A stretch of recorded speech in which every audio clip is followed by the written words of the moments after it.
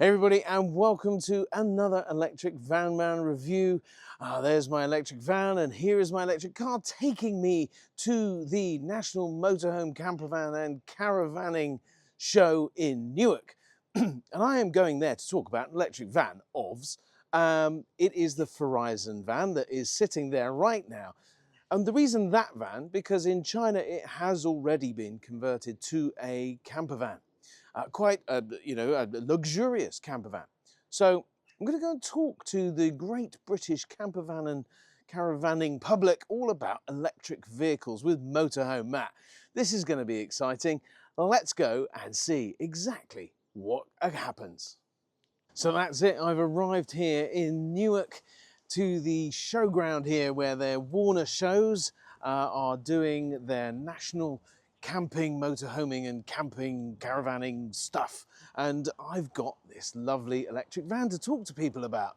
And this afternoon we're going to be doing a little talk and then giving people a walk around of this brilliant van. And we are going to get live opinions for you to hear as to what people think. I've already talked to a few people and they're really quite positive about it. Let's see how the rest of the day goes.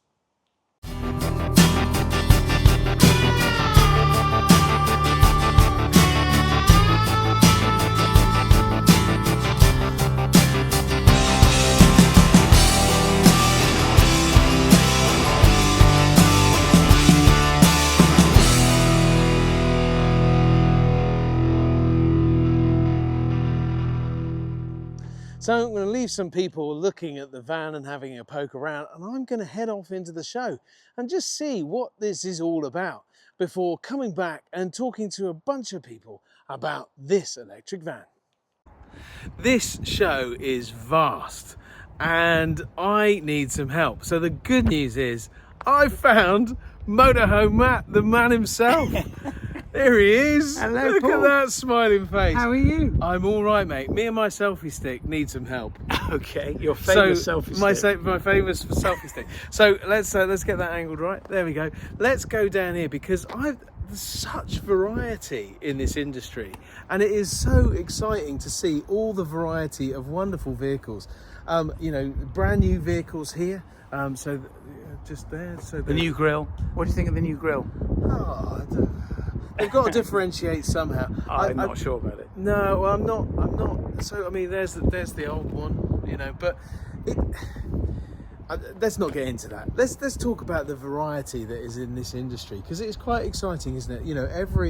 Every sort of shape and size. But I mean, prices from 32,000 down here to we'll see those vehicles down the road, 160. Talk me through it. So it is variety, and for anyone new to the market, it's an absolute can of worms. And it's why I launched the podcast, actually, because I wanted to kind of help people navigate through it. Because my concern is people have a passion to pursue the pastime and then give up because they just find it too hard to get into it. Because it's 30 grand or 50 grand and the van appears to be the same. And of course they're not. So panel van conversions have been prolific in our industry for a long time, and they are more popular than ever. Okay. And then we've got coach built where the manufacturer builds the motorhome on the back. And here we're just going to walk past. That's a coach built there. Yeah. There. And then just there is a panel van, a PVC. PVC, yeah. You're learning the terminology. I am. So this is a narrow-bodied coach build. Okay. This one here. Oh, so it lines to the cab of the vehicle. Yeah, it's pretty much the same width as a panel van. And then here, this roller team behind us is much wider. You can see the extra mirror length. That's the clue. That's the key, Oh, look at that. I've got this. I've got this nailed on. And then the other complication comes up from where it was built. So this van to your left is a British built motorhome. Okay. So the habitation door, the back door, there it is on the passenger side. Whereas this roller team, if you scroll back to this one over here, you can see is on the driver's side. Right. And actually that one isn't. But that is a bad example. Normally. But it's an Italian-built motorhome. And that one's built specifically for the UK market. Okay. I like the fact that you get the big sliding door on these because those habitation doors. I think we've talked about this. So you can see that the door is sort of like full width, like one. But this is a panel van. It's 95 grand for a panel van. Now, these are built in Poland. Globe Traveller are a Polish company. Right, okay. They've only been around for a few years. Okay. They are amazing build I was quality. going to say, it looks like, I mean, it's got the high roof, it's got Yeah. the awning on the side. Beautiful bit on the VW Crafter. Yeah, those big chunky wheels, all-terrain wheels. And that's become a big trend in our niche. Yeah. It's that ability to go off-grid. Right. And lithium batteries, solar power, all electric in some sense that's in what I terms of was the habitation thinking. side. But Yeah. of course, Induction hobs, all that sort of stuff. electric induction hobs. Well, because I mean, we've got 109 here, that one's 170, I think. You know, This is a Mercedes coach build. This is a beautiful van. But look at the screen price, 161, and look how old it is. It's 4 years old. oh my goodness.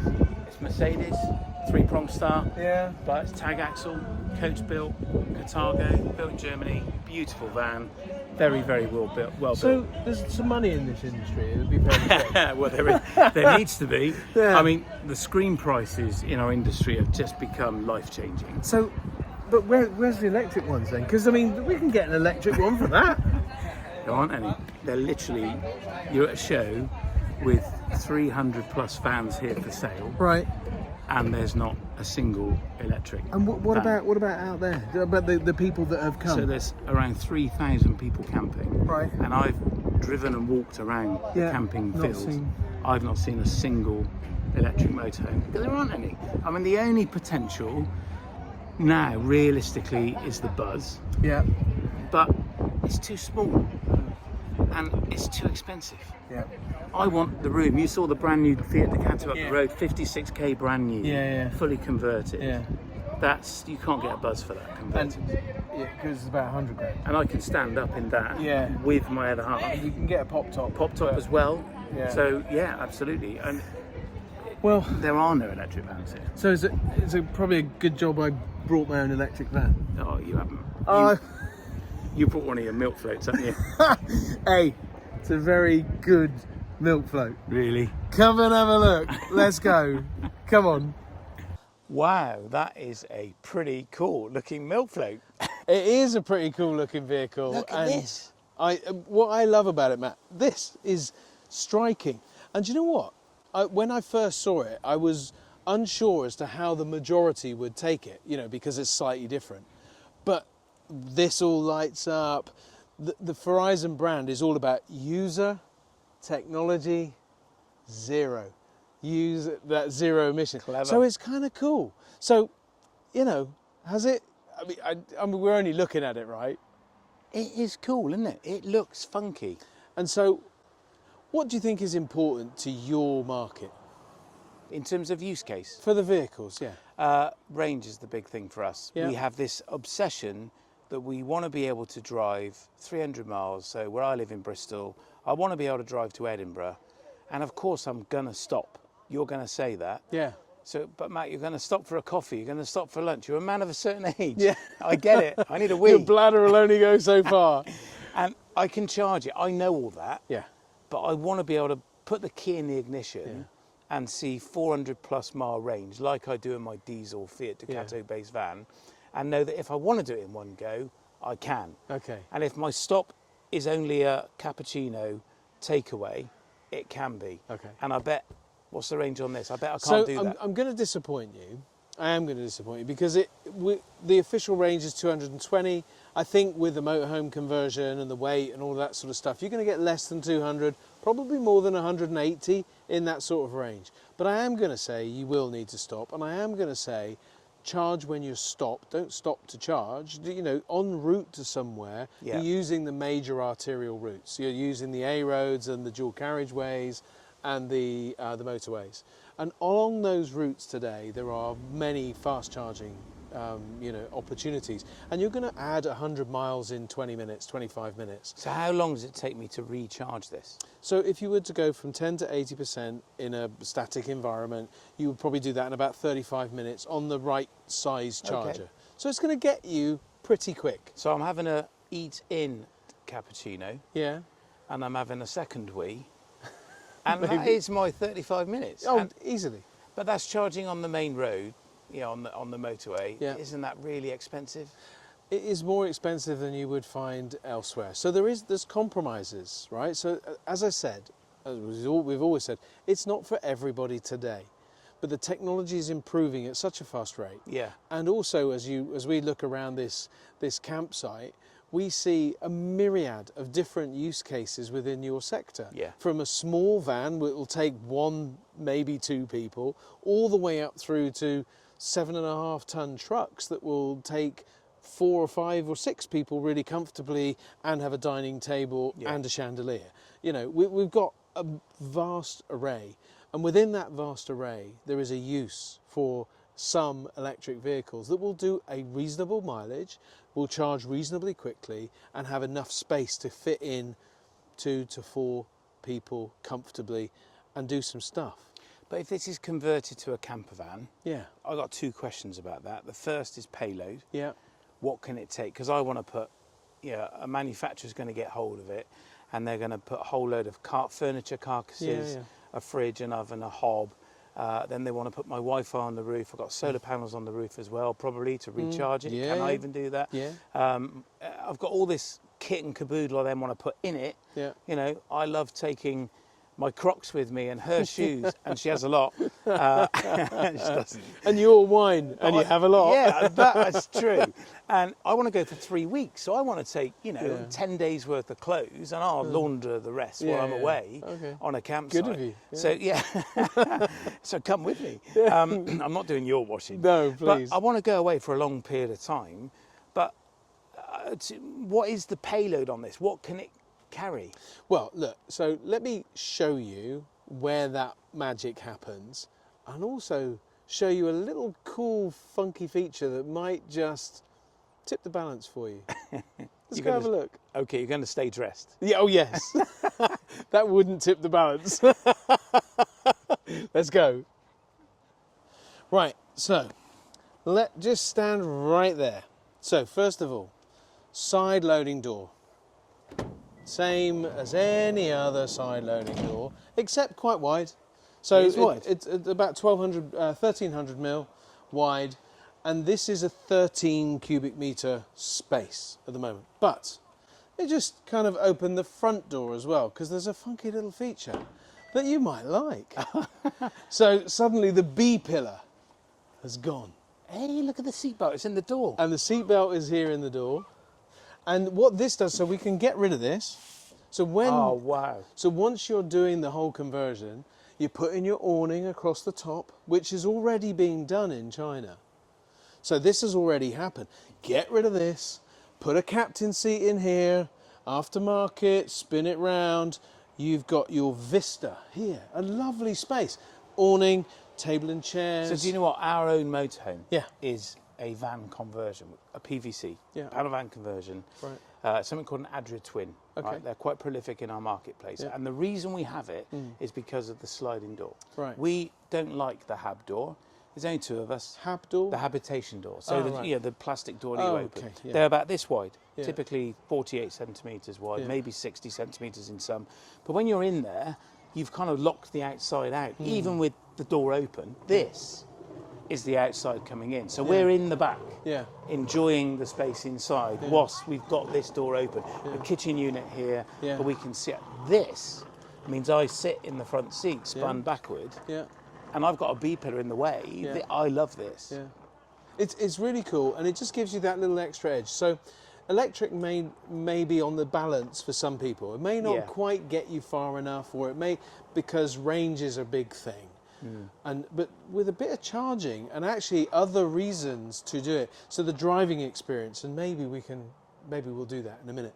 But the other reasons why you would, something unique, something that gives you other options that you didn't have, might make you comfy with the compromise that you're making about having to stop for 20 minutes on the A1 going north to Durham Good or effort wherever. to sell it to me. Okay. As a concept. Payload. I want to know its payload. Okay, so the payload of this van as it stands, Yeah. and bear in mind this is measured at 3.5 ton max. So at the moment it's 3.5 ton max. This will take 1,075 kilos plus 2 passengers. So passengers are measured at about 75 kilos, so not you and me. Not anymore. Not anymore. When we were 17 possibly, but not so much now. So another 150 kilos. So you've got effectively 1,225 kilos. And how does that compare to the Fiat Ducato? So the Fiat Ducato would be similar at 3.5 tons, possibly a little bit more, maybe an extra 100 kilos at 3.5 tons. Okay. But for in the electric version. So the electric version of their product can go up to 4.25 tons. So they add another 750 kilos. Okay. But we will be able to do that. I say we, I don't work for Farizon, I just happen to have connections that we can get this van here today. So I'm not trying to sell this van. I'm just thinking it's a great concept. So how does that payload compare to a diesel Fiat So the Ducato? diesel Fiat Payload. Ducato, I think, at 3.5 ton is about 1,400 kilos. So it's a little bit slightly better. more. Yeah. So But that can't use the dispensation and go past that. ah, So when we now go, 4,250 kilos. I've got an extra 750 kilos. Extra 750 kilos. So there is scope then to build a motorhome, a camper van in this. 1,800 kilos payload potential. That's amazing. And then with the coach-built version, which will be a chassis, it will have a B-pillar. Obviously. Yeah, because it's coach-built and that sort of stuff. So you will have that as an option as well. But that will probably have like 1,900 base payload. Yeah. And then you build your coach on the back of that or I whatever. mean, I jest about my trip to Edinburgh, but the reality is at this show, there's people who've probably driven less than 100 miles to get here. Yeah. And they're going to do the same to get home. Yeah. They could do that in this. Yeah, right on the cusp. And if you could charge even at very, very slow speed for the 2 or 3 days that you're here. It's interesting. You see, I was chatting to someone about this, and they said I would have to charge before I got to the show, and I don't want to stop 10 minutes from my destination to refuel or recharge so I can go home. And I said, no, I get that. I said, but on the way here, we did. So we're in a diesel van, and 10 minutes away, not even that, we had 20, 30 miles of fuel left, and we want a Monday morning, get up early and just go home. So we did stop at a fuel station and refuel, so we can go home on Monday without stopping. So I think there are behavioural traits that we do adopt already that are easily transferable to an ownership of a funky milk float. A very funky milk float. But arriving here, imagine, and this is the future, right? And this is where we talked about education and helping. So imagine we talk to this site. So we come along and we speak to this site and we say, listen, why don't you install some electric vehicle charging? Because you don't need loads, because there's not that many anyway. But they'll do it as a showground as well, because they do other shows other than just this. So they could have an electric hookup, and it doesn't need to be fast because you're here for 3 days. So the slow charging hookups will be around about 2 kilowatts per hour, which is 50 hours, okay? But you've got 50 hours. You've got 2 days. I'm here for 5 days. Exactly. So you go away fully charged, and that's the joy of it. Yeah, and that is, there's a whole sector there that needs educating, which is that of campsites. Yes. And at the moment, you arrive in an electric car, and they say there's clear signage saying no EV charging. And I think campsites are scared of it. I think they're scared of a lot of the myths of car fires and all that rubbish, and also how much electricity you're going to use.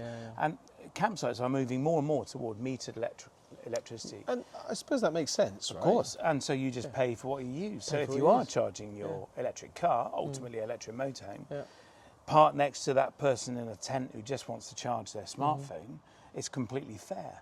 So it means campsites have confidence to say, yes, you can recharge your electric van. So yes, exactly. And here's the thing though. So I'm going to show you one last thing before we maybe jump in and have a quick drive. Can I drive it? Yes, I'm going to let you drive it.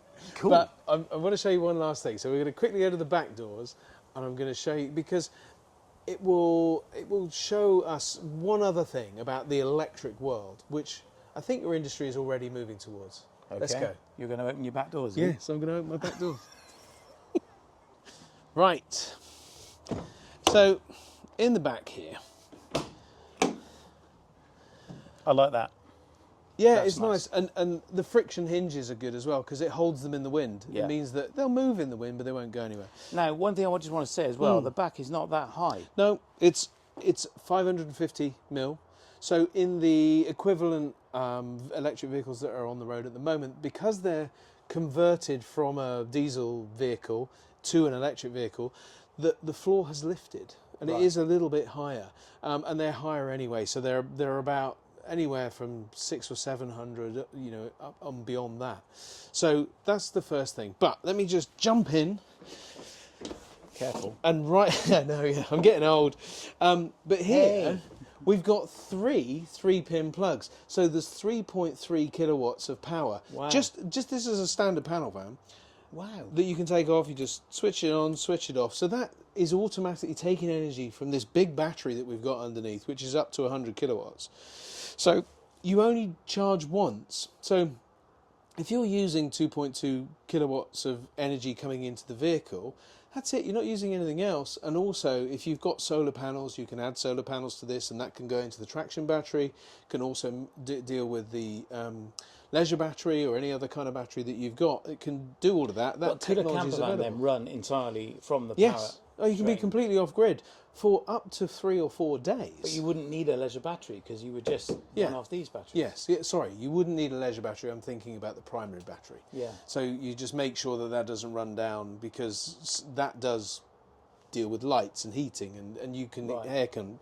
But if you've got it all coming off the traction battery, that is possible too. It's a very straightforward process, and it's standard. And because it's an electric battery, there's no noise, there's no smell, there's no diesel being burned, and all that sort of stuff. It's very in keeping with that idea of getting out into the countryside and enjoying the peace and quiet and the tranquility, whilst not impacting the environment. I get it. That's very cool. But let's go for a drive. I'd love to. Come on. There you are, behind the wheel. So all you need to do, you don't have to put the keys in, which I do like about this van, because there are still some vans out there that you have to put a key in, which does feel a bit silly. I'll put it on the seat. Yeah, pop it on the seat for now. So stop? Yeah, start, hit the start button. That's it, and everything lights up. Ooh, touch on another really cool feature that we haven't talked about all day. So if you look on the right-hand side there, it'll also tell you the payload.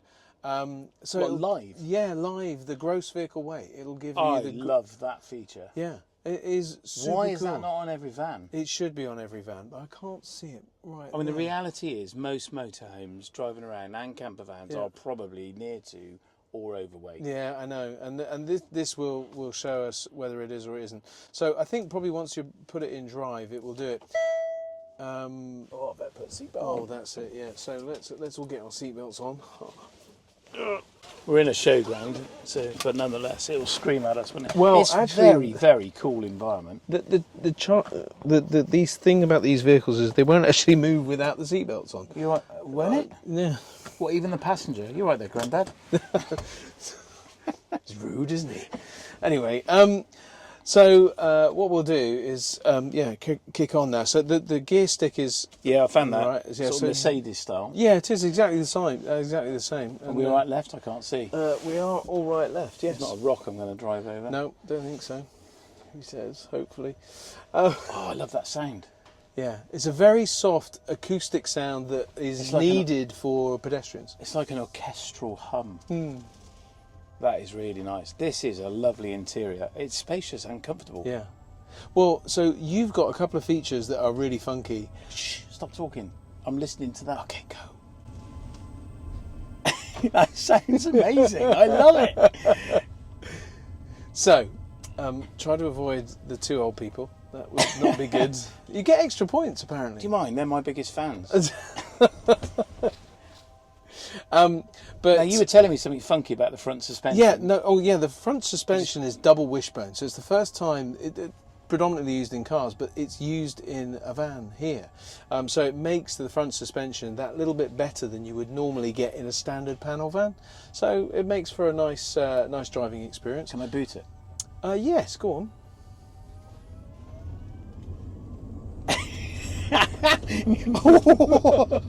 That's pretty impressive. It is impressive, and note the fact that it's completely smooth, no gear changes, no none of that. It's all absolutely terrified. I know. A lady walking a dog. I don't know. So it's super cool. But yeah, it will tell you the weight, and what we're seeing at the moment is that's 90 some odd %, and it's showing 296 miles range. Yeah. So in the city, this will do up to 340 miles. Wow. So that's the official measure. But it's very rare that you do that kind of mileage. But once you're on the open road. But if you're pottering around the North Coast 500, doing a few short journeys, and the speed limit around there is approximately 40 on average, you're going to get a good range out of this vehicle. I just love the sound. I mean, one of the things people say, I mean, I've driven the E-Transit. Yeah. Bailey Motorhomes, Yes. Bailey of Bristol, converted one. Well, you saw it. Yeah. We did a piece on it together. And it was amazing. Their team are phenomenal, really creative and young, innovative designers, which is what our industry needs more of. But I don't remember that sounding like this. I'm not sure that, I can't remember what the sound is. So by law, they all electric vehicles have to have some audible noise for pedestrians. Electric cars sounding like a zombie brain. Yeah. But this is an orchestral I like kind that. of... Okay, we're going to go with that. I'm nicking that. That's the second story I'm nicking today. So as we're going around the Newark showground, it is quite... It is very quite the stable. experience. Yeah. It's so easy to drive. And it doesn't have that bounciness No, not that at all. a lot of vans have. No, and there's no noisy creaks or... No diesel noise either, the noise of the diesel engine. That's true. Yeah. Just this lovely orchestral whine. It's not even a whine. No. Well, I know what it is. It's a pad. It's an orchestral pad. Pad? Yeah, it's like the sound you used to get on the DX7 keyboard. Oh, I'm sure my age now. Oh, yeah, okay. I know what you mean. It's like a gentle hum. Yeah. Yeah, I love it. Yeah, and it's, I mean, just like, you can't really see, but, just the dashboard layout, it's all very nice. The switchgear is really good as well. It does a really good job. And you can actually turn on, I'll have to work it out, I'm not sure where the button is, to turn on the seat cooling. Nice. Like on a day like today, it's quite warm today, even with the breeze. But you can jump in, pop on the air seat cooling, and it just wafts you cool, and makes a difference to your body temperature in a particular area. Which is handy if you're of a certain age. disposition. Yeah, but actually, at our age, See, mate, this is interesting. Like, pedestrians do not hear it. No. Surely that is... I know you've got this noise, And but that chap didn't hear it, nor they did the don't lad care. on the bike.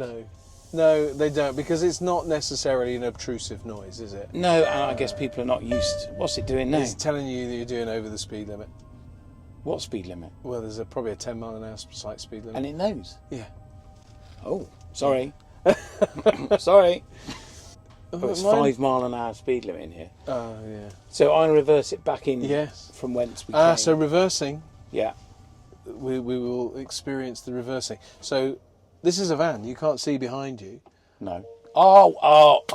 I mean, look at that, folks. 360 camera. That's very nice. So Isn't it? you've got the above ground view. I've never understood how that works. No, me either. It's the cameras are in the mirrors. Oh, I see. Yeah. But that makes it really nice That's and very easy clever. to avoid the tree. Well, your arm in the way holding the camera doesn't help. You're looking at the camera. I've got to trust the camera. Are Yeah. you sure? Yeah. Okay. I'll move my hand. 50 for the odd mirror. grand a van. Oh. It's That's just a tree branches. branch. Yeah, it's tree branches. There's no tree on the camera. No, there isn't. Well, because it's above that, isn't it? Yeah. That's a very good picture, though, isn't it? It is. It's a really good, and I think it's essential on every van ever sold. It should be. It should be law that you can see that. And I think you have even manoeuvring courses on the showground, don't you? Yeah. So, when you think about you're having to do that and you've been provided with this, it's really cool. It's a very nice drive. Even around here at low speed. It's very impressive. It's just to give you a taste. Do you know what? This would make driving on my holiday an absolute joy too. Yeah. So too many people focus too much on the motor, not on the home. Mm-hmm. So they drive too far. Mm-hmm. And I would be tempted to go further. When you're on holiday, you want to relax. And the driving isn't always the relaxing bit. No. It can be. With electric, the silence, the smoothness, the effortlessness of the performance as you've experienced. Just that all makes a huge difference to your driving experience, and it need not be as hassly and pressury and frustrating as it can be. It can just be a part of the holiday. Yeah, I get it. It's a very nice van. Good. Well, on that note, I'm going to leave you to ponder the electric existence of motorhomes. So that's it. I think I've got a bit of a thumbs up from MotorHome Matt. It isn't perfect for every use case. That is clear from the feedback that we've had, and we've spoken to a lot of people. I've not been able to grab them and get them on camera. It's been too condensed and too busy. But I've had a great big group of people all asking really sensible questions. Many people here are already driving electric cars, and so they're curious about what the future could look like. And this is exactly what the future could look like. Electric, high levels of equipment, large payloads with the 4.25 tonne derogations. But the reality that we're hearing is today we need education, we need engagement. And it's our job, and it's you in the industry's job, to speak to the people that manufacture these vehicles and manufacture these vehicles, so that we can get vehicles that are completely fit for more purposes, not all purposes, because as we've said, we look around, it's craziness. Time to get the job done. So do your bit and share the good news.